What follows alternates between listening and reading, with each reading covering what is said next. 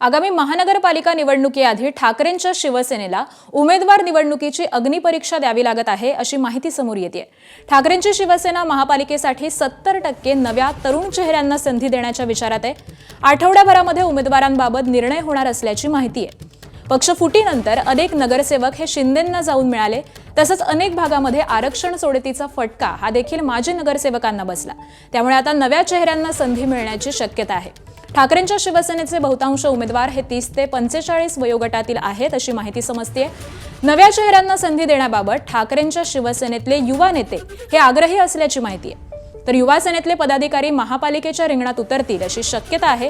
अंकित प्रभू, पवन जाधव, सुप्रदा फातर्फेकर, शीतल शेठ देवरुखकर, साईनाथ दुर्गे, राजूल पाटील यांच्यासारखे अनेक युवा चेहरे उमेदवारीसाठी चर्चेत आहेत। तर काहींना तयारीच्या सूचना देण्यात आलेल्या आहेत, तर काहींच्या बाबतीमध्ये निर्णय हा येत्या 2 ते 4 दिवसांमध्ये अपेक्षित आहे। तर कोणत्या महापालिकेमध्ये ठाकरेंच्या शिवसेनेची ताकद किती आहे आपण ग्राफिक्सच्या माध्यमातून जाणून घेऊयात। तर शिंदेंच्या बंडानंतर मुंबईमध्ये 51, ठाण्यात 3 आणि मीरा भाईंदरमध्ये 1 इतके नगरसेवक हे ठाकरेंच्या शिवसेनेकडे आहेत। त्याबरोबर वसई विरारमध्ये 2, नवी मुंबई 4, कल्याण डोंबिवली 4, भिवंडी निजामपूरमध्ये 0, पनवेलमध्ये 0 आणि उल्हासनगरमध्ये देखील 0। तर ठाकरेंच्या शिवसेनेकडून प्रत्येक विभागामध्ये नव्या चेहऱ्यांना, युवा चेहऱ्यांना संधी देण्याचा विचार आहे।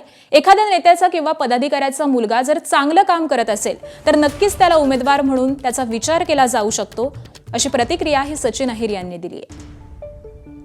की वारंवार बघणारे चेहरे आणि नवीन होऊन चेहरे त्याचा समीकरण करूनच महिला असेल, युवक असेल यांना न्याय देण्याचा प्रयत्न हे पक्षाच्या धोरणामध्ये, आणि आम्ही जे सर्व विधानसभा न्याय जो रिपोर्ट दिलेला आहे त्यामध्ये पण बहुतांशी हेच दिसत आहेत। मग एकाच वेळी समजा चांगलं काम करणारे कार्यकर्ते पण त्यांचा मुलगा युवा सेनेमध्ये, पण युवा सेनेमध्ये आहे म्हणून नाही, तो त्यांचा मुलगा आहे म्हणून नाही, पण चांगलं काम करणारा असेल तर त्यालाही प्राधान्य देता येईल का, असा अहवाल पण देखील आम्ही पक्षप्रमुखांकडे दिलेला आहे। नवे चेहरे दिसतील, नक्कीच काही प्रमाणावरती नवीन चेहरे तुम्हाला दिसतील।